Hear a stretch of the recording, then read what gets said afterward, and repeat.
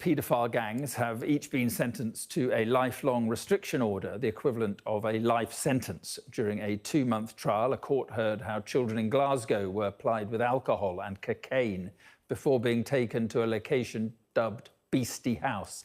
Police said the victims had suffered unimaginable abuse, with offences including rape, attempted murder and assault. Sky's Scotland correspondent Conor Gillis reports now, and just a warning, it does contain distressing content. Is this what evil looks like? Oh, don't. The grotesque gang responsible for Scotland's biggest child sex abuse ring. The paedophiles who organised regular nights to rape children. Now behind bars, here they are, unmasked one by one. The heroin addicts who laughed as their innocent victims were sexually abused on an industrial scale after being plied with alcohol and cocaine. Such depravity as you displayed against young children is beyond my experience. As was said in the aftermath of the trial, this is not typical behaviour. Such extreme abuse of children seems to be rare. Children showed extraordinary fortitude, strength and stamina, undergoing months and years of interviews as investigators struggled to discover and comprehend the full extent of what you had done to them.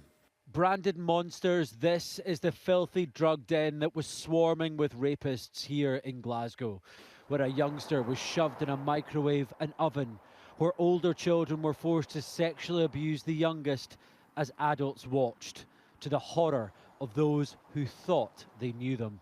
The 2 ringleaders, I know, they've stayed up in my flat and whatever. It's just disgusting. They've stayed in your flat? Some of them. I just hope they'll get the key thrown away, honestly.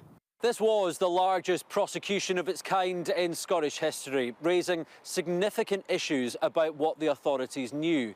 The court heard that there had been concerns about the children for several years before action was taken. And that is now at the centre of a major review announced more than a year ago, but has yet to deliver any answers about what's been called a disgusting and disgraceful scandal. It's very hard to find the words, adequate words, to describe how shocking and horrific what's happened to what were very young children over a prolonged period. We can't afford to turn away from the lessons that need to be learned in order to protect all of our children from such horrific abuse and neglect.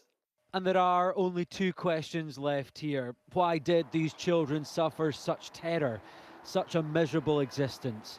And are the authorities capable of change to prevent history repeating itself? Conor Gillis, Sky News, Glasgow.